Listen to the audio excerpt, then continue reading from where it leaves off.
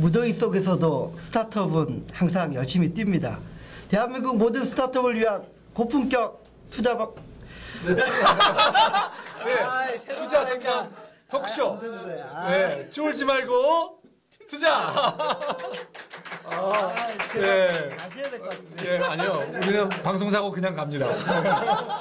네, 안녕하세요. 캡스톤 파트너스 송강입니다. 네, 안녕하세요. 아이디지 벤처스 이유입니다. 예, 많은 그 보시는 분들이 헷갈리셨겠지만 오늘 우리 이유 대표님 일부러 너무 항상 잘하니까 이 가끔은 틀린 모습도 좀 보여드리기 위해서 오늘 일부러 하셨습니다. 큰 실수를 했습니다. 인간적이에요. 오늘 민준기 사장님을 모셨는데 네. 제가 사장님 회사를 말씀드리려고 부르다 보니까 회사 이름이 명함이 없습니다. 예, 그렇죠. 회사 이름이 명함이 없고 불어로 적혀 뒤에 뭐라고 적혀 있는데 이거 알기 어려운. 자, 사장님께서 회사 이름과 그리고 좀 소개를 부탁드리겠습니다. 예, 저희 회사 이름은 누보이고요. 그리고 저는 누보 대표 민준기라고 합니다. 예, 저희가 하고 있는 일은 그 핸드메이드 제품을 판매하는 이제 그 핸드메이드 작가들에게 그 판매할 수 있는 공간을 제공을 하고, 그리고 핸드메이드를 좋아하는 구매자들이 들어와서 이제 제품을 구매를 하고 그 작가들과 소통하는 소셜 마켓플레이스를 만들고 있습니다. 네. 예, 그러면 뭐라고 불러야 되나? 소셜 중고 상품 거래 뭐 이렇게 불러야 되나요? 중고 상품이라고 하긴 좀 그렇고. 예. 핸드메이드 쇼핑몰? 저는 핸드메이드 소셜 마켓플레이스라고 부르고 있습니다. 소셜 마켓플레이스. 네, 핸드메이드 소셜 마켓플레이스. 그런데 솔직히 이거 뭐 핸드메이드 소셜 마켓플레이스 이렇게 자꾸 이렇게 길어지면요, 오히려 사업하기가 좀 어렵거든요. 아주 심플해야 되거든요. 네네. 그러니까 사업하는 아이템이 명확해야 되는데 거기에 수식어가 많이 붙으면 사실은 좀 분산되는 그런 느낌이 있을 수 있거든요. 예. 마케팅 할 때도. 예, 맞습니다. 네. 예. 조금부터 너무 셌나요? 그래서 저희도 그것 때문에 고민을 많이 하고 있고요. 네. 그래서 고객들한테 전달을 할 때 어떤 식으로 전달을 해야지 네. 저희 사이트가 무엇을 하는 사이트인지를 한 번에 알 수 있을까, 네. 좀 그렇게 조금 고민을 많이 하고 있습니다. 그래서 그러니까 저희는 한국 말고도 미국을 같이 타겟팅을 하고 있는데, 이제 미국 같은 경우에는 저희 모델로 이미 성공한 그 엣지라는 회사가 있어서 이제 네. 그런 이제 미국에 있는 고객들한테 설명을 할 때는 우리는 엣지랑 비슷한 모델이다라고 하면 한 번에 이해를 하시거든요. 근데 한국에는 아직까지 그 이 모델로 성공한 케이스가 없고 엣지도 한국에선 많이 알려져 있지가 않기 때문에 네. 이제 그런 뭐 설명을 할 때 좀 장황하게 설명을 해야 되는 것들이 좀 있습니다. 자, 소셜 마켓플레이스라고 하면 소셜 커머스하고는 좀 다른 얘기죠. 최근에 유행하는 예를 들면 티켓몬스터라든가 쿠팡이라든가 브루폰이라든가 이거는 그 소셜 커머스라고 대표적으로 불리는데요. 소셜 마켓플레이스, 거기에 대해서 조금 설명을 해주시죠. 소셜 마켓플레이스라는 건 어떤 걸 얘기하는 건지. 소셜 마켓플레이스라 하면요, 기본적으로 그 아마존과 페이스북의 결합이라고 생각을 하시면 됩니다. 예. 그래서 이제 그 오픈 마켓을 통해서 구매자들이 와서 판매를 할 수가 있고, 판매자들이 와서 판매를 할 수가 있고, 구매자들이 구매를 할 수 있는 창구를 제공함과 동시에 그 소셜 네트워크를 그 내부에서 형성을 해서 판매자와 구매자가 어떤 커뮤니티를 이뤄서 그 페이스북에서 이제 그 얘기를 하듯이 소통을 할 수 있는 그런 서비스를 얘기합니다. 예, 잠깐만요. 네. 판매자와 구매자 간에 그 가격 협상 말고 뭐 어떤 얘기를 할 수 있는 거죠? 예, 좀 구체적인 예를 좀 들어주시면 좋겠네요. 일단 그러니까 저희 사이트만 해도 이제 그 판매자들이, 그러니까 저희는 핸드메이드만 이제 그 들어오도록 그렇게 그 제약 조건을 정해놨기 때문에 이제 핸드메이드 판매자들은 대부분 다 이제 상인들이라기보다는 개인들이 많습니다.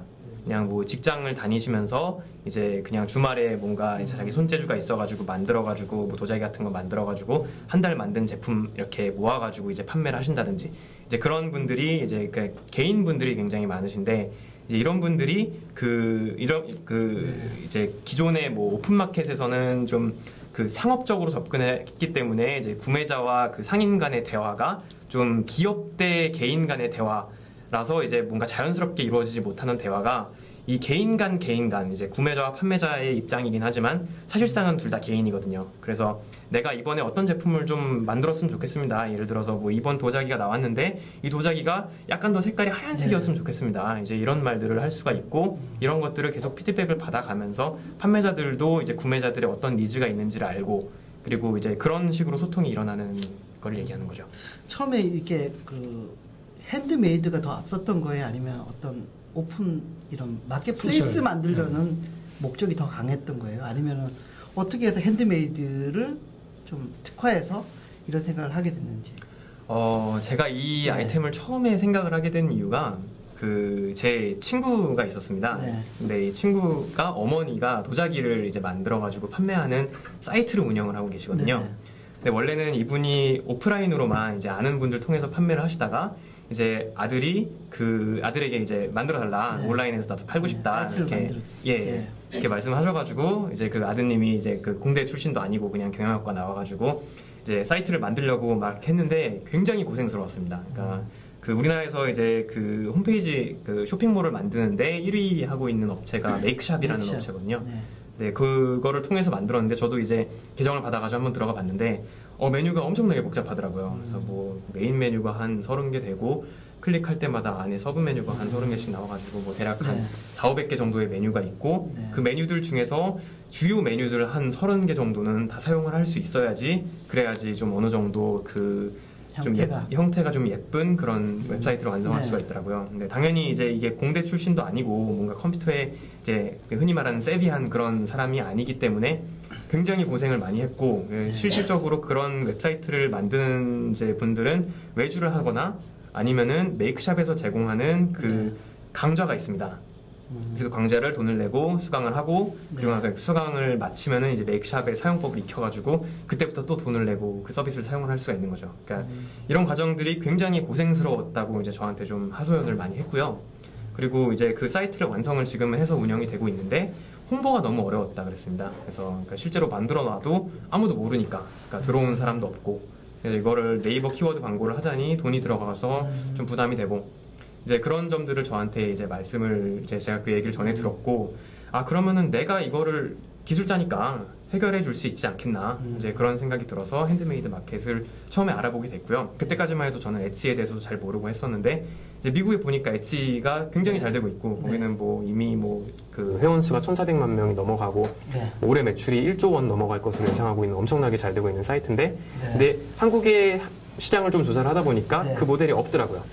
질문이 들어갈 틈이 없네. 이거 그 엣지는 또 따로 질문을 준비했었는데. 예, 그렇군요. 자, 근데 그 핸드메이드만을 소셜 마켓플레이스 죄송합니다. 소셜 마켓플레이스를 하지만 핸드메이드만을 고집할 필요는 없는 거 아니에요. 근데 왜 핸드메이드만을 고집하게 됐고요? 핸드메이드만을 고집하기 때문에 장점과 단점이 있을 것 같아요. 예, 그 부분에 대해서 조금 설명을 해주시면 좋겠습니다. 일단은 그 오픈마켓이라는 소재가 국내에서 굉장히 이제 이미 거인들이 이제 꽉 잡고 있는 이제 국내에는 뭐 G마켓과 옥션 뭐 이런 쪽이 꽉 잡고 있죠. 이제 그렇기 때문에 저희 같은 신생 업체가 접근을 하려면은 당연히 버티컬리 조금 그 한정이 돼 있는 그 틈새 시장을 뚫어야 된다고 생각을 했습니다. 이제 그렇기 때문에 핸드메이드 마켓이 어떤 그런 틈새 시장 중에 하나로 보였던 거고요. 그리고 두 번째로는 제가 이제 이전에 그 개발을 했던 게 소셜 게임을 이제 바로 직전 회사에서 개발을 했었는데 이제 그런 소셜 게임을 개발을 하면서 소셜 네트워킹을 통해서 얻을 수 있는 바이럴 채널과 이런 노하우들을 커머스에 녹여내고 싶었는데 이 녹여내려고 하다 보니까 가장 적합한 모델이 핸드메이드 마켓이더라고요. 아까 말씀드렸던 것처럼 핸드메이드 작가분들이 그 개인들이기 때문에 이제 그런 커뮤니티를 형성하기 가장 좋다는 생각을 했습니다. 그렇지만 저는 약간 사장님의 말씀에 약간 이만큼 불만인 것은요. 네네. 그 사장님께서 지금 말씀하시는 게 시장에 대한 얘기는 보다는 사장님께서 하시는 그러니까 시장이 이렇기 때문에 내가 예를 들면 핸드메이드 마켓플레이스를 하게 됐고 그런 얘기는 약간 아니어서 시장의 니즈나 어떤 그런 측면보다는 개인의 어떤 모티베이션이 더 많은 것 같아요. 네, 처음에는 그렇죠. 처음에는 개인의 모티베이션 뭐 누구나 그런 거 아니겠습니까? 어떻게 해서 이거를 처음에 생각을 하게 됐고 이제 그런 계기를 이제 질문하셨기 때문에 이제 그런 거를 말씀을 드렸던 거고 이제 이거를 알아보다 보니까 그러니까 이미 이제 해외에서는 성공 케이스가 있고 근데 국내에서도 지금 그러니까 그 모델을 일단 결정을 하고 와서 이제 시장 조사를 하다 보니까 국내에 지금 그 핸드메이드 마켓 시장 상황이 엣지가 생기기 이전 2005년도 그때 시장 상황이랑 미국의 시장 상황이랑 굉장히 흡사하다는 걸 알게 됐습니다. 그 엣지 같은 네. 경우는 하여튼 미국, 유럽에서 지금 뭐 고객 수도 1,000만이 넘고 거래액도 그렇죠. 지금 엄청나게 뭐 조 단위까지 갈 정도로 성장한 걸로 뭐 듣고 있는데요. 네. 그 핸드메이드 상품에 대한 고객의 어떤 취향이나 이런 게 그 유럽이나 미국권하고 또 한국하고는 좀 다를 수 있다고 생각이 들거든요. 네. 그러니까 우리나라는 뭐 핸드메이드 만들었다 그러면 뭐야 뭐 이런 약간 불신부터 해서 그런 게 있는데 장인 정신을 인정해주는 거 오히려 더 외국 쪽이 더 많지 않나. 그러니까 시장이 성장할 수 있는 환경이나 사이즈 측면에서 보면은 미국 시장이 오히려 더 적합했기 때문에 그게 성공의 모델이 아닐까 하는 생각도 들거든요. 네. 어떻게 보세요? 그거는 저는 조금 생각이 다른데요. 네. 그러니까 국내 시장이 5년 전만 해도 좀 저도 이제 그 대표님과 비슷한 생각을 했었습니다. 네. 그러니까 국내에서는 어떤 그 물건 자체의 그런 의미나 유니크네스보다는 그 가격과 어떤 어떤 연예인이 사용을 했다거나 이제 그런 거를 중심으로 이제 시장이 돌아갔다면은 점차적으로 지금 요즘 DIY 문화와 뭐 리폼과 뭐 이런 것들이 점점 유행이 돼가면서 트렌드가 변화하고 있다고 생각을 합니다. 저희가 그 한 이틀 전쯤에 이벤트를 개최를 했었는데 네. 이제 그때 저희가 그 개최한 이벤트가 핸드메이드 작가들에게 공간을 제공을 해가지고 그 물건을 판매할 수 있는 이제 그런 마켓플레이스를 오프라인에서 열어봤습니다. 네. 근데 저희가 이벤트를 개최했던 그 장소가 좀 한적한 장소였거든요. 네. 한적한 길이 있었고 양옆으로 사람들이 굉장히 많이 다니는 길들이 있었습니다. 그래서 이제 사람들이 이쪽으로 안으로 들어올 수 있도록 유도를 많이 했었어야 되는데 저희가 좀 많이 놀랬던 게 그 지나가는 사람들한테 처음에 우리 마켓플레이스 열어요. 우리 지금 물건 팔고 있어요. 와서 구경하고 가세요라고 하면은 그냥 무시하고 지나가는 분들이 많은데 핸드메이드 마켓플레이스를 열고 있습니다. 핸드메이드 제품 판매합니다 하면 그래 한번 구경하고 갈까? 라고 하면서 발걸음을 돌리는 분들이 굉장히 많았습니다. 그래서 이게 어떤 우리나라에서도 DIY 문화가 퍼져나가고 있다는 건 알았지만 이제 그 기회를 통해서 좀 몸소 좀 볼 수 있어가지고 그게 좀 확신이 더 들었습니다. 네. 소셜 마켓플레이스라고 하면 더 좋지 않았을까요? 혹시 소셜 마켓플레이스 국내에서 뭐 그 지금 현재 1등인 G마켓이나 옥션이나 또 그런 회사들이 소셜의 요소를 너무 거대하기 때문에 네. 느낌 좀 어렵잖아요. 네네. 되려 소셜 마켓플레이스라고 하는 이름으로 그리고 핸드메이드가 아니라 좀 더 제너럴한 일반적인 물건을 파는 것으로 갔으면 어떨까 싶은데 그 부분은 좀 고민해 보셨나요? 그리고 예, 그 부분은 저희가 고민을 하고 있는 부분 중에 하나고요. 그러니까 저희가 지금 처음에는 핸드메이드로 시작을 할 거고, 그리고 이제 어떤 이 시장이 확실하게 니즈가 있다는 거를 지금 파악을 한 상태이기 때문에 지금은 이쪽만 집중을 해가지고 일단 뚫고, 그리고 이제 앞으로 성장을 할 때는 점차적으로 좀 그 시장을 카테고리를 확장해 나가려고 생각을 하고 있습니다. 그래서 처음에는 그 핸드메이드 제품과 좀 관련이 있는 부분부터 네. 그러니까 핸드메이드를 만드는 데 필요한 재료 쪽으로 확장을 하고 그리고 빈티지 옷으로 확장을 하고 패션으로 확장을 하고 이런 관련이 있는 분야부터 시작해가지고 쭉 확장을 해 나가려고 계획을 잡고 있습니다. 그 예전에 그 클럽 베니 지금 명품 파는 네. 클럽 베니에서 네. 이런 서비스를 시작했다고 들었거든요. 예, 맞습니다. 근데 접고 명품으로 갈아탔잖아요. 예, 맞습니다. 그래서 명품에선 잘 되고 있는데 예. 그게 언제쯤이었고요? 클럽 베닛은 스톤브리지하고 또 소프트뱅크에서 투자를 했죠. 소프트뱅크에서 예. 스톤브리지 맞나요? 스톤브리지 맞죠? 스톤하고 소프트뱅크에서 예. 투자를 했죠. 음. 근데 그때 사업을 접고 아이템을 바꿨을 때 분명히 이유가 있었을 거거든요. 예, 예. 그때 그 시기가 상주였나요? 그때 시기가 한 3년 반, 4년 전쯤이었고요. 네. 그리고 이제 제가 처음에 사업을 시작한다는 네. 이제 말을 이제 그 어떻게 정중 대표님께서 이제 전에 네. 들으시고 예, 예, 예. 나를 만나서 좀 조언을 해줘야 되겠다. 왜냐면 하지 말라고. 이제 그래서 만나가지고 얘기를 했습니다. 그래서 저한테 이제 하지 말라는 말씀은 안 하셨고요. 여러 가지 조언들을 해주셨는데 일단 그 본인이 생각하시는 자기의 사업이 안 됐던 이유를 3가지로 이제 설명을 하셨었는데 네. 그 중에 하나가 그 대표님이 처음에 말씀하셨던 핸드메이드 소셜 마켓플레이스라는 용어가 너무 생소하고 이거를 어떤 그 마케팅에 사용하기에는 너무 부적합하다. 사람들이 잘 못 알아듣는다. 그래서 마케팅 비용을 지불하는 대비 효과가 너무 적다. 이제 그게 첫 번째 이유였고, 그리고 두 번째 이유가 너무 숫자에만 많이 집중을 해가지고 많은 사람들을 모으다 보니까 어떤 컨셉이 없기 때문에 사람들이 딱 들어왔을 때 이거는 무엇을 취급하는 사이트라는 그런 아이덴티티를 잃어버렸다고 합니다. 그래서 그게 두 번째 문제였고, 그리고 마지막으로 세 번째 문제가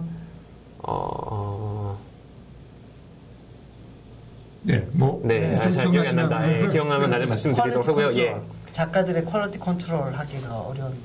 그렇죠. 각 작가별로도 아니면 개인 아티스트별로도 그 수준이 다 다르니까.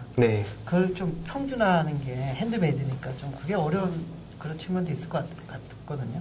맞습니다. 그래서 이제 엣지가 성공한 이유 중에 하나입니다.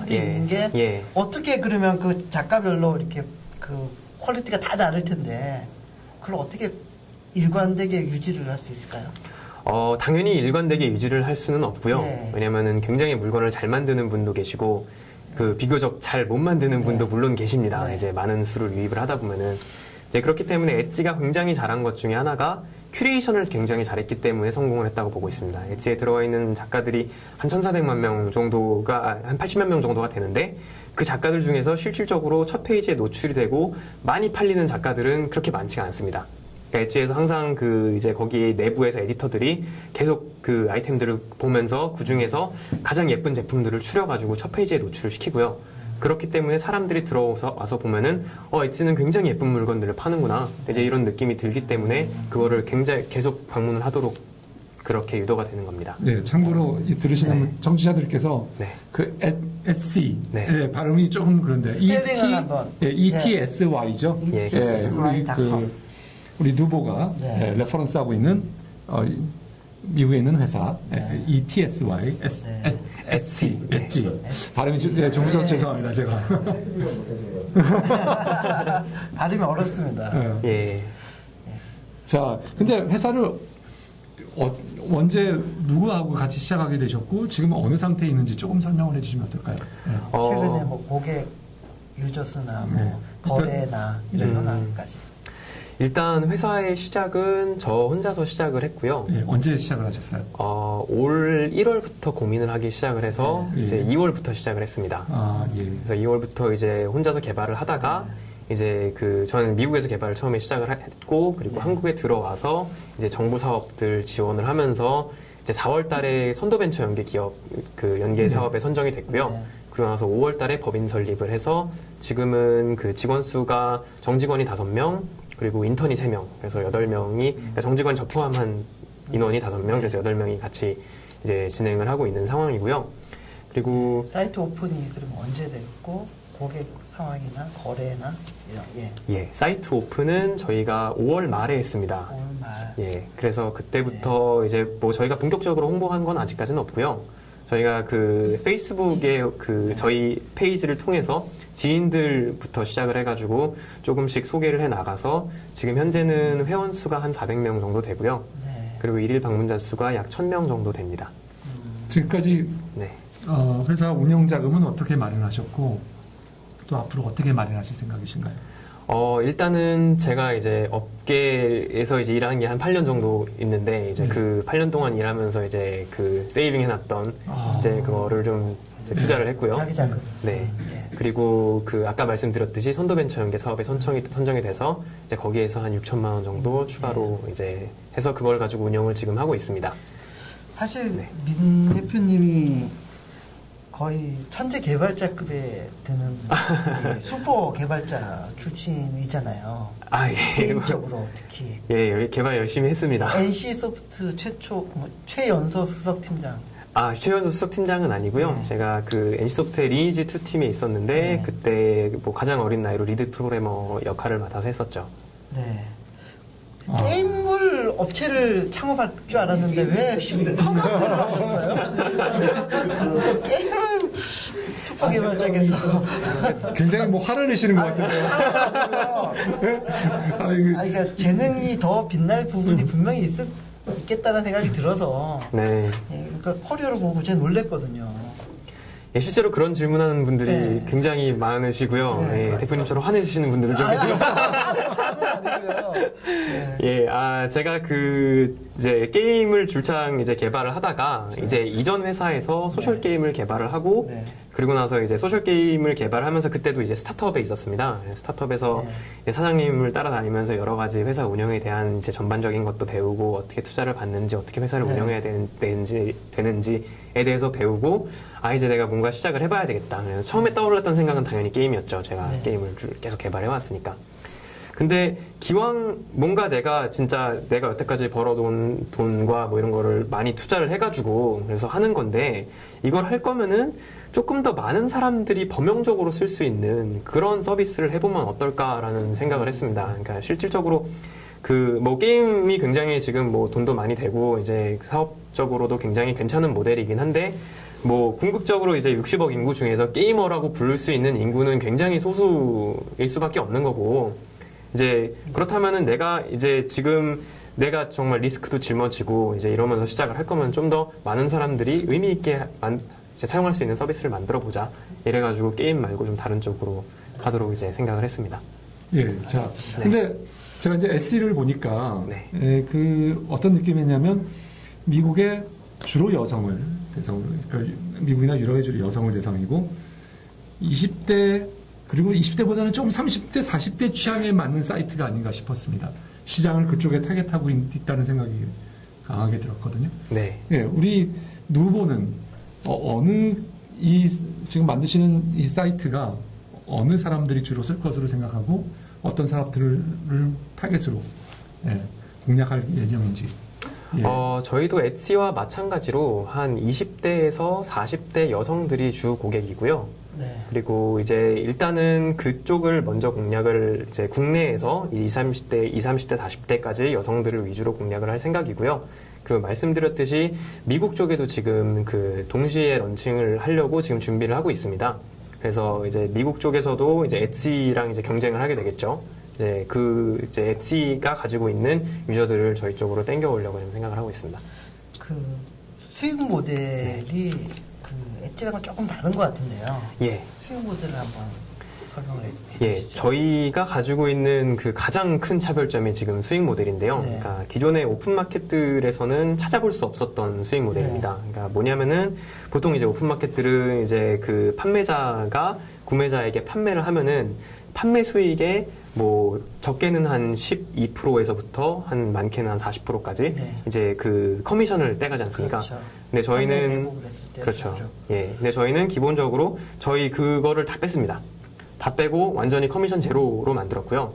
이제 물론 이제 거기 안에서 발생하는 뭐 카드 수수료나 뭐 세금이나 이제 그런 것들은 판매자들이 부담하시는 게 맞는데 이제 어떤 판매를 통해서 저희가 수익을 이제 창출하는 거는 아니고요. 이제 그렇기 때문에 그렇기 때문에 판매자들이 조금 더 구매자들에게 자기들이 원하는 딱 생각했던 가격 그대로 공급할 수 있도록 이제 할 수 있는 거고요. 이제 그 대신에 저희는 수익 모델을 크게 두 가지로 생각을 하고 있습니다. 첫 번째는 이제 제가 게임을 이제 계속 개발을 해오면서 좀 생각을 했던 게 모든 게임들이 이제 기존에는 뭐 정액제다 뭐 이런 식으로 이제 운영이 되다가 점점 부분 유료화로 이제 진행이 되지 않았습니까? 그래서 지금은 뭐 전 세계적으로 게임들 다 프리 투 플레이가 굉장히 이제 유행을 하고 있고 근데 유독 커머스만 그런 게 없더라고요. 그래서 기본적으로 무료로 사용할 수가 있되 나중에 어떤 프리미엄 서비스들을 사용을 하려면은 그러면은 돈을 지불하는 그런 시스템으로 이제 생각을 하고 있습니다. 판매자가 지불을 하는 거고요. 판매자가요? 예. 그러니까 프리미엄 서비스는 어떤 게 있을까요?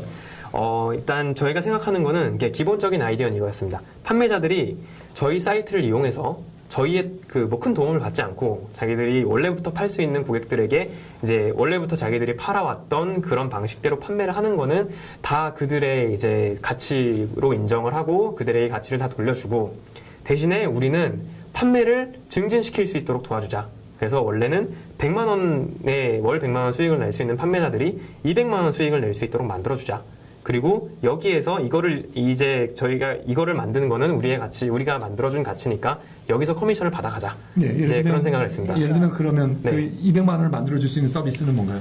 상단에 올려준다든가 뭐 그런 거를 얘기하는 건가요? 아니요. 그런 거는 전혀 계획이 없고요. 왜냐면은, 기본적으로 그거는 구매자들의 어떤 권리를 해치는 행위라고 생각을 하기 때문에 상단에 노출을 시키는 거는 그 구매자의 취향에 맞춰가지고 이제 그런 식으로 노출을 해주려고 생각을 하고 있고요.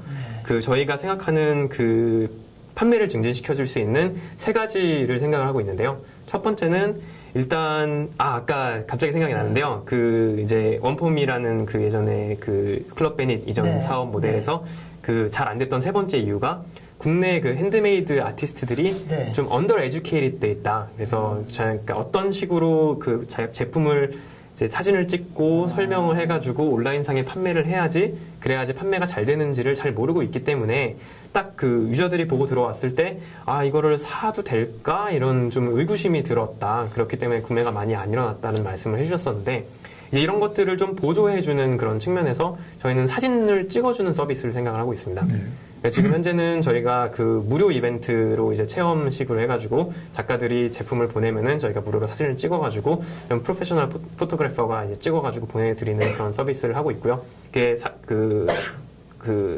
판매를 늘릴 수 있는 첫 번째 모델이고요. 그리고 두 번째는 그 저희가 미국에도 진출을 한다고 말씀드렸지 않습니까? 이제 그거를 당연히 이제 미국 쪽에 판매를 하려면은 제품 설명이라든가 가게 폴리시 같은 게 영어로 번역이 돼 있어야 되겠죠. 그래서 이런 번역 서비스를 제공해주고요. 그러니까 국내 물품이 수출되는 것도 저기 마켓플레이스 기능을 한다는 건가요? 그렇습니다. 네. 그리고 마지막으로 저희가 제일 크게 보고 있는 모델인데요. 그러니까 저희는 이제 오픈마켓이고 플랫폼이다 보니까 굉장히 그 귀중한 데이터가 많지 않습니까? 그 어떤 고객들이 어떤 상점에 방문을 해가지고 어떤 물건들을 구경을 했고 어떤 것들을 그러니까 저희 사이트에는 페이스북이랑 비슷한 그 어도어라는 기능인데 페이스북의 라이크랑 비슷한 이제 어도어를 몇 개를 했고 장바구니에 몇 개의 물건을 담아뒀고 얼마의 기간 동안 담아뒀고 이제 이 유저가 얼마큼의 기간 동안 장바구니에 담아뒀다가 구매하는 유저인지 이런 모든 것들을 파악할 수가 있고 그런 데이터를 활용을 해가지고 뭐 당연히 이제 G마켓이나 뭐 그런 이제 커머스 사이트든 그런 데이터를 스스로 활용을 해서 이제 판매를 많이 늘리고 있는데 이런 것들을 판매자들에게 제공을 해주는 업체가 여태까지 없었습니다. 그래서 저희는 이제 그런 데이터를 활용을 해서 잘 분석을 하고 판매가 어떻게 하면은 더 많이 일어날 수 있을까? 예를 들어 가격부터 시작해가지고 가격대가 지금 너무 높다. 조금 더 낮췄으면은 더 많이 판매가 일어나고 궁극적으로 수익이 많아질 것이다. 이제 이런 것들을 판매자들에게 추천을 해줘가지고 판매를 늘려주는 모델을 생각을 하고 있습니다. 예. 자, 근데 실질적으로 많은 그 마켓플레이스에서 상단에 오르는 것이 굉장히 중요하지 않습니까? 그렇습니다. 그러니까 어차피 그것에 대한 권한은 우리 누보의 운영자들이 가지고 있는 거죠. 네, 맞습니다. 예, 예를 들면 내가 어떤 물건에 관심이 있다라든가 어떤 작가에 관심이 있다 그러면 그 작가의 물건 중에서도 그 분야의 물건 중에서도 어떤 물건을 올릴 거냐. 근데 그것을 그럼 어떤 알고리즘으로 하실 생각을 가지고 계신가요? 저희는 그거를 일단은 지금 현재는 엣지랑 같은 모델로 접근을 하고 있습니다. 그래서 저희 에디터가 모든 제품들, 새로 올라온 제품들을 위주로 이제 훑어보고 정말 예쁜 제품들 그리고 지금 이제 계절과 추석이라든가 발렌타인데이라든가 이런 그 이벤트들에 맞는 이제 그런 제품들을 엄선해 가지고 올리고 있는데 근데 앞으로는 저희는 그렇게 갈 생각입니다. 그러니까 이 사용자마다 예쁘다고 생각하는 거는 이제 각자 다 주관적인 기준이기 때문에 이제 똑같은 제품을 놓고 이제 그 노출을 시켜도 A라는 유저는 이게 예쁘다고 생각할 수 있지만 B라는 유저는 이게 안 예쁘다고 생각할 수도 있잖아요. 그래서 이거를 그 데이터를 모아서 그 사용자가 어떤 취향인지를 반영을 해서 그거를 통해서 상단에 노출시키는 이제 그 되게 스트릭트하게 알고리즘에 의해서만 상단에 노출되도록 하는 그런 시스템을 앞으로 개발하려고 생각하고 있습니다. 지금 그 현재 그 작가들, 그러니까 아티스트들 수랑 좀 등록된 물품 수가 어느 정도 되나요? 저희 지금 등록된 그 작가 입점해 계신 작가님들이 한 100분 정도 되시고요. 그리고 그 중에 한 50분 정도는 지금 개설을 해서 판매를 하고 계시고 등록된 작품 수 같은 경우에는 500점 정도 되어 있습니다. 1인당 한 10개 정도? 그 정도 됩니다. 1인당 5개 정도 되는 거죠. 그 물건 그런 상품들은 여기서 일단은 제가 주문을 하게 되면 작가가 직접 배송이 되는 거예요? 아니면 물류가 어떻게 되는 거죠? 일단 돈부터 먼저 말씀을 드리면은 먼저 저희에게 결제를 합니다. 그럼 저희가 돈을 받고 있다가 그 판매자에게 주문이 들어왔다는 걸 알려줍니다. 그럼 판매자가 구매자에게 직접 배송을 하고 그리고 이제 구매자가 수치 확인하든가 아니면 일정 기간 시간이 지나면은 그러면 저희가 가지고 있던 돈을 판매자에게 드리는 그런 방식으로 운영이 되고 있습니다. 일반적인 예. 마켓플레이스. 그렇습니다. 예. 자, 그러면 잠깐 쉬었다 갈까요? 잠깐 쉬었다 가겠습니다. 예. 네.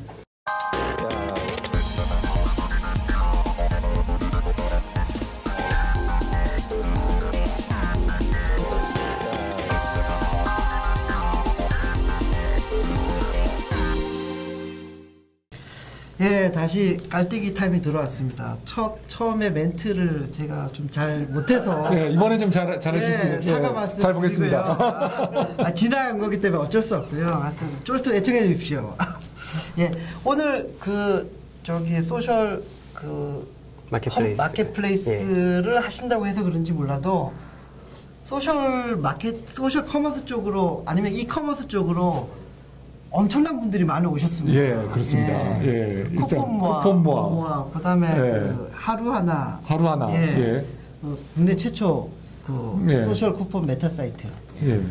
그다음에 번개장터도 오셨고. 번개장터에서 오셨고, 예. 그다음에 뭐 매일 오시면 카울리 오셨고. 그리고 티몬에 계시다가 캡스톤에 조인하고. 너무. 예, 그리고 SK 플래닛 뭐 여러 가지 다 하기 때문에 예, 오늘 굉장히 다양한 분들이 오셨습니다. 다양한 분들이 오셔서 또 다양한 질문이 나올 것 같거든요. 예, 그거는 좀 이따 기대를 한번 해보겠습니다. 예, 그리고 여기서 오늘 언급 하나 드리고 싶은 말씀은 이글스타 포럼이라고 하는 것이 생겼습니다. 이글이 들어가니까 당연히 연세대겠죠. 그래서 연세대에 그 벤처 하시는 분들이 일단 모임인데 연세대에 한정되진 않고 연세대 바깥에 있는 사람들도 같이 해서 네트워킹을 하는 모임이고요. 아마 뭐 최소한 한 달에 한 번 또는 분기에 한 번씩 하게 될 것 같습니다. 그 첫 모임을 어제 가졌었는데요. 여기 어제라고 하긴 그래서 7월 23일. 3일인가요? 예, 7월 23일. 가졌고요. 뭐 고영화 회장님을 비롯해가지고 연세대 창업지원단에 아주 적극적인 협조가 있었습니다. 혹시 신촌 근처에 계시고 그런 네트워킹이 필요하시면 알아두셨다가 참석하시면 좋을 것 같습니다. 예. 자, 그러면 이제 질문을 받도록 하겠습니다. 오늘 일단 질문 수준이 높을 것 같아요. 예, 일단 SK 플래닛에 한번 질문. 저는 SK 죄송합니다. 저는 경태제의 와인을 만든 거예요. 죄송합니다. 죄송합니다. 질문. 제가 아까 드리고 싶었던 질문을 다시 축약해서 말씀드리면, 이제 웃느라 까먹었습니다. 그러니까 다시 말씀드리면, 그러니까 이제 이 말씀을 들으니 어떤 사업 모델이고 수익 모델이 어떻게 나겠다는 대충 느낌이 오는데, 그 부분이 일단 이제 그 퀄리티 컨트롤 말씀하셨잖아요. 근데 그 퀄리티 컨트롤 부분들 이 사람들이 이제 전업 작가들이 있고, 그러니까 이제 뭐 델로스님이랄지 뭐 푸드박스님이랄지 아니면 뭐 기타 등등 뭐 되게 많이 계신데, 그런 분들은 이제 본인의 이제 사이트도 많이 가지고 계시고, 그리고 또 그런 상품을 그래도 많이 만들어 봤기 때문에 뭐 좀 어느 정도는 이제 신뢰성이 있을 수 있으나 전업이 아니고 이제 부업으로 하시는 분들이나 아니면 투잡으로 하시는 분들, 뭐 직장인인데 이제 퇴근하고 와서 뭔가를 하신다거나 그런 분들은 약속을 어길 수가 있다는 거죠. 그러니까 예를 들어 주문을 했다가 그 수량이 뭐 많이 넘쳐난다거나 아니면 그걸 정확히 공산품이 아니니까 정확히 맞출 수가 없잖아요. 그러니까 그러다 보면 이제 약속을 좀 본인이 어길 수도 있고 뭐 그러면 이제 그 고객들의 컴플레인이 걸릴 수도 있고요. 그런 것들을 어떻게 핸들링 하실 건지, 그러니까 고객들의 그런 것들을 약속 같은 걸 어떻게 하시고 계신지, 아니면 앞으로 또 아이템이 많이 늘어날 거잖아요.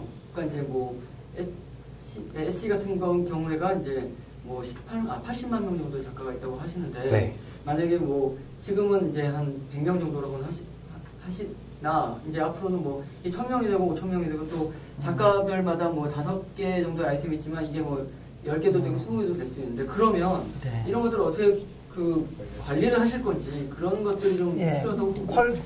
손목표 퀄리티 컨트롤과 작가가 많이 늘어났을 때 어떤 핸들링, 매니지먼트, 그다음에 어떤 이런 그런 배달이라든지 어떤 사고가 나서 컴플레인 같은 거 어떻게 잘 매니지먼트 할 건지. 일단 질문이 두 가지로 나눠져 있는 것 같은데요. 일단 첫 번째로 그 사고 얘기부터 하겠습니다. 이제 당연히 이제 그 책임감 없는 작가분들도 계실 수 있고요. 그 주문이 들어갔는데 물건이 배송이 안 되는 경우가 있을 수가 있고, 이제 그거를 안전장치로 저희가 돈을 받고 있습니다. 그래서 저희가 돈을 먼저 받고 그리고 소비자가 물건이 안 들어왔을 때는 배송을 언제든지 취소를 할 수가 있고요. 그렇게 되면은 다시 소비자가 이제 결제했던 것들이 다시 취소해가지고 구매자에게 다시 다 돌아가게 되고요. 이제 그런 식으로 일단 첫 번째 그 안전장치를 뒀고요. 두 번째로는 그 작가가 처음에 등록을 할 때 자신이 얼만큼의 제품을 보유를 하고 있고 이것이 그 주문 제작이 들어갔을 때, 그러니까 그 자신이 보유하고 있는 그 수량이 다 떨어지고 그리고 그 이상으로 주문이 들어갔을 때 얼만큼의 제작 기간이 걸리는지 그거를 저희가 그 입력을 받고 있습니다. 그래서 이제 구매자가 구매를 하실 때 그거를 이제 만약에 매진이 돼가지고 이제 주문 제작으로 들어가게 되는 제품 같은 경우에는 어느 정도의 시일이 소요된다는 것이 명시가 되고요. 그리고 그 시일만큼 그 수치 확인을 할 수 있는 기간을 늘려주고 있습니다. 그래서 그런 식으로 작가와 그 구매자가 서로 좀 안심을 할 수 있도록 도와주고 있고요. 그리고 그래도 일어나는 사고 같은 경우에는 이제 어쩔 수 없이 그때는 이제 양쪽 얘기를 들어가면서 이제 풀어나가는 수밖에 없는 것 같습니다. 근데 네. 생각해보면 커스터머 서포트 CS가 훨씬 더 많이 발생할 가능성은 있네요. 그러니까 기존의 공산품은 아무래도 품질이라는 게 상당히 높고 그다음에 배달이 어려운데 상대적으로 팔리는 양에 비해서 그 불만이 발생할 여지가 적지만 상대적으로 뭐 물건을 보고 불만이 있다든가 또는 물건이 배송되는 데서 문제가 생길 수 있고 훨씬 더 많은 문제가 생길 가능성은 높기 때문에 실제로 제가 말씀드린 건 브레이크 이븐 포인트에 도달하는 데 걸리는 시간은 훨씬 더 길어질 수도 있겠다는 생각이 들겠는데요. 거기 플러스 저는 저기 CS 쪽으로 엄청난 그 인건비, 그러니까 인력을 많이 써야 되지 않을까. 지금 소셜 커머스에서도 CS 쪽으로 엄청난 인력을 쓰고 있잖아요. 예, 근데 이게 저는 좀 잘못된 편견이라고 생각을 하는데요. 이제 그 작가들이 개인이기 때문에 그 기업체에 비해서 무책임하게 전달할 거다. 이거는 좀 잘못된 편견이라는 게 엣지를 통해서 좀 증명이 됐습니다. 그래서 실제로 엣지에 굉장히 많은 사람들이 리텐션 있게 들어오고 엣지가 그렇게 성장을 할 수 있었던 이유 중에 하나가 실제로 엣지에서 물건을 주문해서 받아보면은 그렇거든요. 그러니까 굉장히 그 어떤 공산품 사이트에서 아마존에서 산 것보다도 훨씬 더 정성스럽게 포장이 돼 있고 때로는 그 작가가 직접 손편지를 써가지고 들어가 있는 경우도 있고 굉장히 만족감이 높습니다. 대부분의 작가들이 자기의 이름을 걸고 자기의 어떤 브랜드 이미지를 알리기 위해서 그 작품 활동을 하시기 때문에 굉장히 책임감 있게 그렇게 배달을 많이 하시고 오히려 그것 때문에 그 발생하는 사고의 빈도는 굉장히 적은 걸로 알고 있습니다. 예, 알겠습니다. 네. 자, 그다음에 다음 질문. 이어서 질문을 드려야 될 것 같은데요. 지금 말씀하신 것처럼 지금 쭉 얘기를 들어보면 계속 작가라고 표현하고 계시고 실제 그 핸드메이드 수공예품의 부가가치나 예술적 가치가 높은 제품들로 얘기를 하고 계신데 제가 알기로는 실제 애쉬닷컴 같은 데서도 가장 되게 잘 팔리는 게 아이폰 새로 나오면 그 아이폰에 맞는 수공예로 된 케이스 이런 것들이 되게 잘 팔리거든요. 그래서 우리가 수공예품이라는 건 하고 있지만 사실 수공예 느낌이 나는 약간의 그 공산품의 느낌 가능하다든지 이렇게 제품을 많이 판매할 수 있는 그런 영역이 있어야 될 것 같거든요. 그래서 실제로 지금 누보가 어떤 영역에 그걸 두고 있는 거 정말 이 작품을 만들어내는 것처럼 어렵게 만들어서 하는 그런 제품을 팔겠다는 건지 아니면 아까 말씀드린 것처럼 뭐 비지공예라든지 수공예 이렇게 해서 내부적으로 자체 생산을 그래도 계속 해낼 수 있는 그리고 어느 정도 그 속도나 그런 것들을 유지할 수 있는 건지에 따라서 어떤 방향으로 하셔야 될지도 되게 다를 것 같거든요. 네. 그 부분은 혹시 어떻게 포지셔닝 하고 계신지? 작가주의 작품으로 할 건지 좀 약간 범용성 있는 그런 수공예품으로서 갈 건지. 일단은 저희가 제한은 두고 있진 않고요. 기본적으로 손으로 만든 제품이라면은 그 말씀하셨던 것처럼 진짜 그 도예가가 이렇게 정성스럽게 뭐 한 진짜 가격도 고가인 뭐 500만 원 이상 넘어가는 그런 제품도 당연히 올릴 수가 있습니다. 그걸 막진 않습니다. 그리고 뭐 진짜 간단하게 뭐 핀에다가 뭐 이렇게 뭐 그 주얼리 같은 거를 붙여가지고 하는 굉장히 저가에 뭐 금방금방 만들 수 있는 제품까지도 손으로 만들어서 자기가 그 손으로 만들었다는 그 카테고리 안에만 속하면은 일단은 막고 있지는 않은데요. 그 저희가 작가들한테 그 말씀을 드리는 거는 이게 온라인상의 판매다 보니까 그 실제로 그 손님들이 오셔가지고 물건을 만지고 보고 그리고 살 수가 없지 않습니까? 온라인의 상에서 이제 사진을 보고 제품 설명을 보고 살 수밖에 없는데 당연히 그런 이제 뭐 500만 원 넘어가는 고가의 물건들은 잘 안 팔리고요. 그리고 마찬가지로 너무의 저가고 너무 그 퀄리티가 낮은 물건들도 잘 안 팔립니다. 그래서 저희가 작가님들한테 그런 식으로 좀 권고를 하고 있습니다. 좀 그래도 온라인상에 잘 팔리는 물건들 위주로 좀 올려주셨으면 좋겠다고 이렇게 말씀을 하시고 작가님들도 그걸 잘 이해를 하시더라고요. 그래서 자기가 원래는 뭐 한 20만 원 정도 이상 넘어가는 고가의 시계를 만드시던 분들도 누보에서 좀 더 잘 팔리려면은 좀 저가의 탁상 시계 한 5만 원에서 7만 원 사이 되는 탁상 시계를 만들어야 될 것 같습니다. 이렇게 스스로 말씀을 해주시고 그런 제품들을 많이 올려주시고요. 그래서 저희가 그 말씀하신 대로 되게 그런 거를 잘 받아들여 주시고 이제 그래서 되게 감사하게 생각하고 있습니다. 예, 알겠습니다. 예, 또 다른 질문. 네. 예. 네, 이상입니다. 총 인력이 지금 만들어지신 지가 이제 한 2개월 정도밖에 안 되셨잖아요. 지금 5월에. 네, 그렇습니다. 2개월밖에 안 되는 회사 치고는 지금 직원 수가 8명이라고 하셨고, 제가 홈페이지에 들어보니까 그보다 좀 숫자가 좀 더 많더라고요. 또 되게 또 스펙이 또 좋으신 분들이 많이 있는데, 네. 지금 아직 그 매출이 본격적으로 발생을 하지 않는 상황에서 인력을 8명씩이나 좀 운영을 하는 거는 좀 운영 비용이 좀 많이 들어가지 않나. 그 부분은 또 나중에 이제 벤처캐피탈이라든지 이런 데서 투자를 좀 유치를 받는 데 있어서 좀 걸림돌을 작용하지 않을까 네. 그런 좀 생각이 들거든요. 네. 예, 근데 그 부분에 대해서 제가 기자님 말씀드릴 수 있는 건 제가 그 홈페이지를 그 페이지를 이제 가서 이렇게 보니까 상당히 저는 2개월 만에 2개월 되는 회사가 만들었다고 생각하기에는 굉장히 잘 만들어졌다는 느낌을 받았거든요. 그래서 되려 플러스가 될 수도 있지 않을까 생각을 했는데. 예, 자, 이런, 우리 사장님의 답변이, 질문이 한순간에.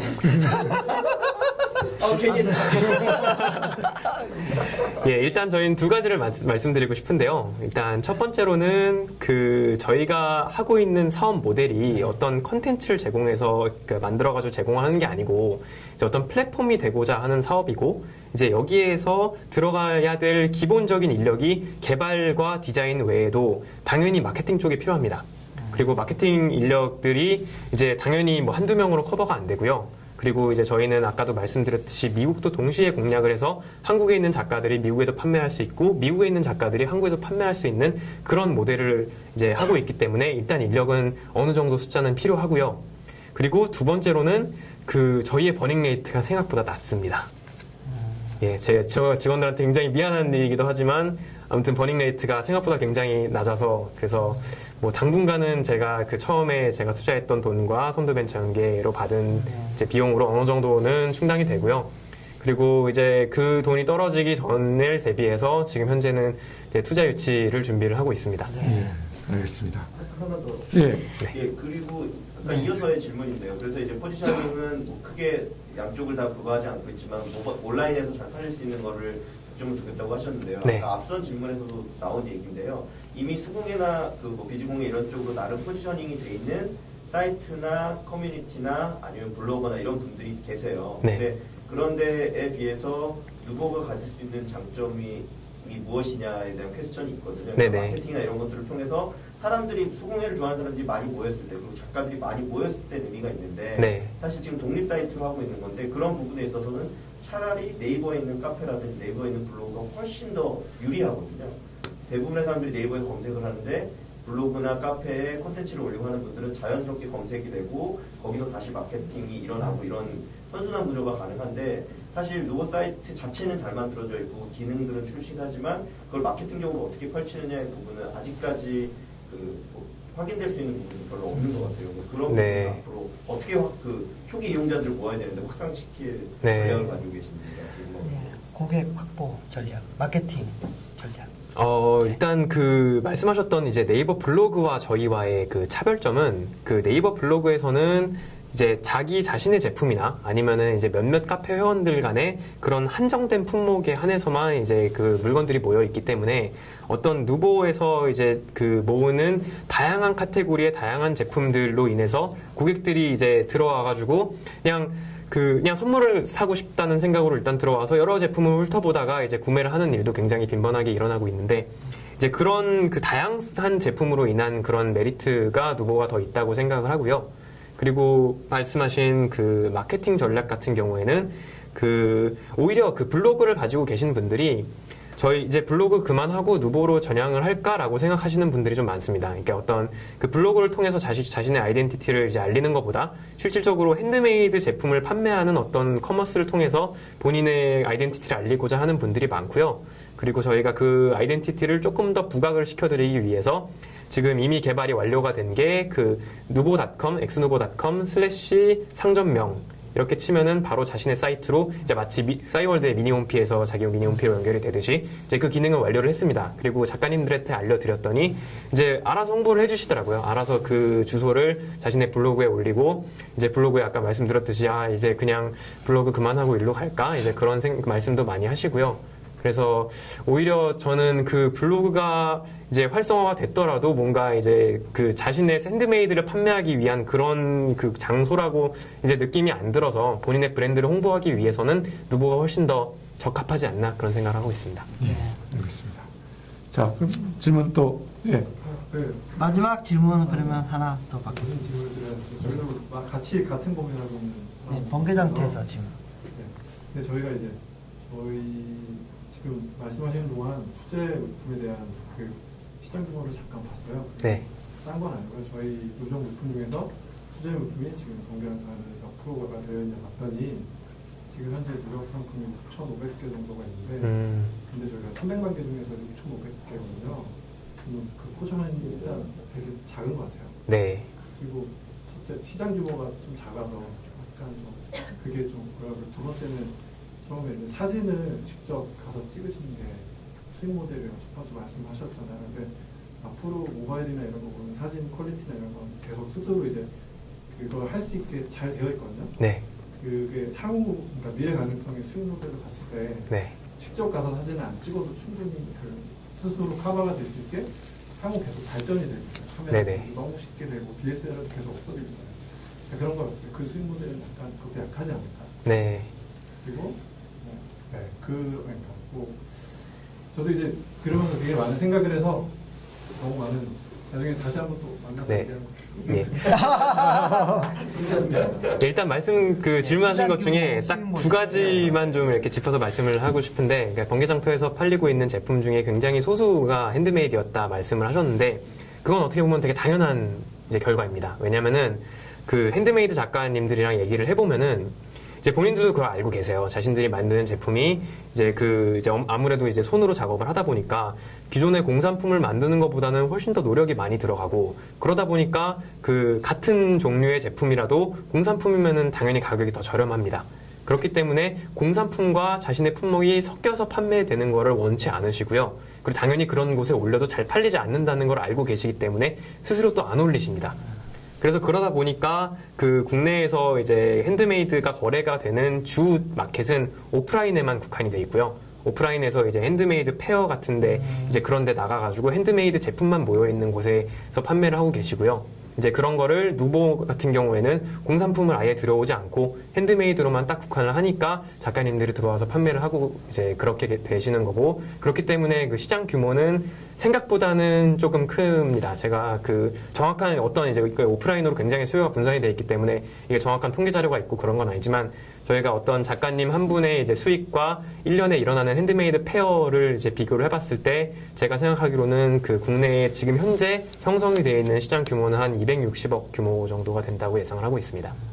알겠습니다. 네. 자, 마지막 질문 하나 더 해볼까요? 네. 그 새로운 수익 모델을 제시하셨는데 네. 그 수익 모델 하에서 손익분기점을 넘을 수 있는 뭐 점포 수라든지 아니면은 그런 거래 양수에 대해서 어느 정도로 예측하고 계신지 말씀해 주세요. 예, 그러니까 그 SE에 비해서 상대적으로 그 좀 다른 비즈니스 모델을 제시하셨단 말이에요. 네, 맞습니다. 그 비즈니스 모델이 될지 안 될지 굉장히 그런데 그 가정하에 대체 브레이크 이븐 포인트가 어느 점이 되면 그리고 그 포인트가 이제 어떤 지점이냐를 좀 말씀해 주시면 좋을 것 같아요.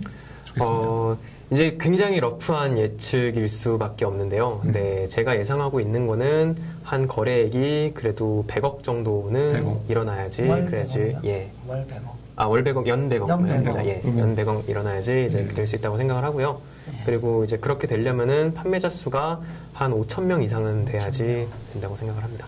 지금보다 한 10배 이상 지금보다 10배보다 훨씬 넘게 늘어나야죠. 예. 지금 저희는 이제 막 시작했으니까요. 좀 그러니까 어떤 그 판매자들이 늘어나고 있는 게 이제 그 J컵의 어떤 굉장히 첫 부분에 지금 와 있지 않나 좀 그런 생각을 하고 있습니다. 네.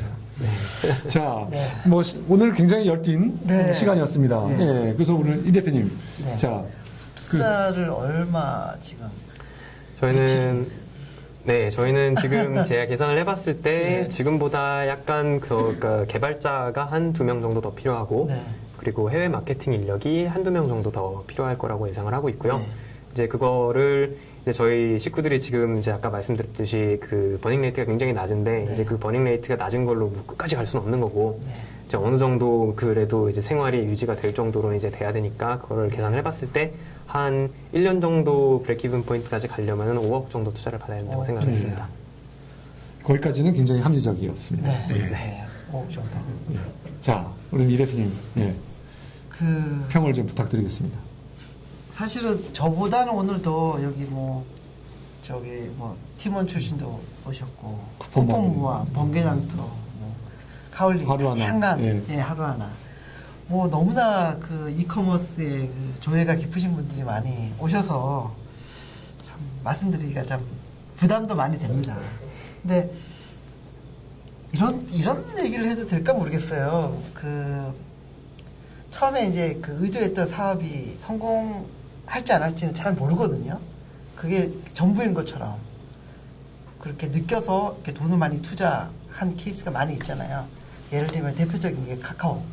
한 100억 정도 잃어보니까 카카오 같은 서비스가 하나 나왔거든요. 그게 회사의 중심이 되면서 확 커졌거든요. 잠깐 그런 생각이 들었습니다. 그래서 워낙 그 수포 개발자로서 뛰어나신 분이고 그래서 처음에 이걸로 가다가 이 길이 아니면 빨리 전향해서 게임을 하게 되지 않을까 생각이 들었고요. 죄송합니다. 잠깐만요. 그 제가 사실 그 어디 가서 제가 그 쫄지 말고 투자라에서도 몇 번 말씀드렸는데 린 스타트업 얘기를 말씀드렸던 것 같아요. 그러니까 린 스타트업은 이제 물론 그렇게 확 바뀌는 건 아니지만 하다가 바꿔서 하라는데 그게 어떻게 보면 또 굉장히 대책 없는 말이라는 생각을 좀 많이 하고 있습니다. 생각을 하고 있습니다. 좀 반성이 되는데 그러니까 그 해보다가 바꾸면 얼마나 그 피해가 큽니까, 그죠? 해보기 전에 해보기 전에 서비스 하고 안 되기 전에 바꿀 수 있다면 더 좋겠던데요. 아니 오늘 사실 그 린스타업에는 관계는 없습니다. 린스타업을 얘기하는 게 아니에요. 다시요. 자, 하여튼 그래서 일단 시작해서 저는 아직은 한 1년 정도 우리나라가 좀 빠른 시장이 아닌가라는 생각은 듭니다. 사실은 지금 경기 여건, 경제 상황을 봤을 때 좀 더 요거는 선진국형 비즈니스가 아닌가라는 생각도 약간 들고요. 그래서 일단 뭐 좋은 인력들이 모여있기 때문에 사람을 믿고 바꿔나갈 가능성을 살짝 믿으면서 게임으로 방향을 바꾸라고 조언하시려고 2억 5천을 저는 투자를 알겠습니다. 그래서 저는 잘 들었고요.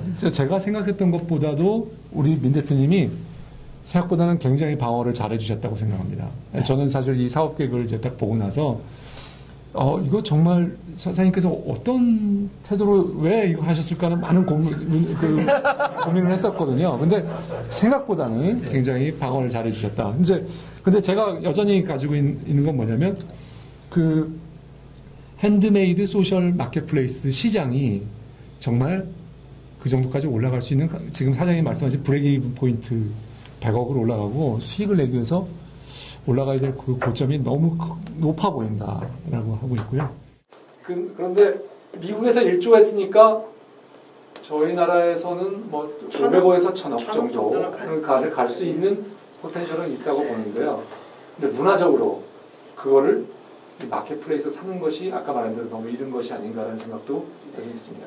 두 번째로는 좀 아쉬운 거는 그냥 핸드메이드 빼버리고 여전히 가지고 있는 소셜 마켓플레이스를 선언하고 그리고 핸드메이드를 중심으로 시작을 차라리 하시는 게 어떤데 초반부터 핸드메이드라고 하는 버티컬 마켓플레이스를 한다는 게 좀 더 저한테는 좀 걸리는 요소로 보이고요. 그리고 세 번째로는 그리고 새로운 비즈니스 모델을 이제 말씀하셨는데 그 새로운 비즈니스 모델이 검증된 모델이 아니라는 것이. 그래서 그 검증하는 데 걸리는 시간. 예.